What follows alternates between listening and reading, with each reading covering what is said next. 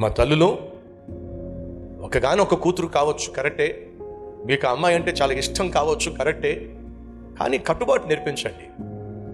ఆ అమ్మాయి రేపొద్దున పెళ్లి చేసుకుంటుంది. పుట్టినిల్లు విడిచిపెట్టి మెట్టినిల్లుకు వెళ్తుంది. ఆ మెట్టినిల్లుకు వెళ్ళినప్పుడు పెళ్ళైన 10 రోజులకే తిరిగి వచ్చేసి మీ ఇంటిలో నరకం చూపించకుండా, నెమ్మది లేకుండా చేయకుండా నీ కూతురు ఉండాలి అని అంటే ఖచ్చితంగా కష్టపడడం నేర్పించండి. సహోదరులో కొడుకున్నాడా?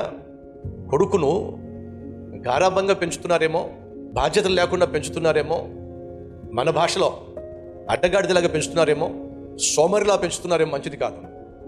కష్టపడడం నేర్పించండి. కష్టపడి చదువుకోవడం నేర్పించండి. మీకు సహాయపడడం నేర్పించండి. అలా కాకపోతే రేపు పొద్దున్న మీ కొడుకు ఏం చేస్తాడో తెలుసా?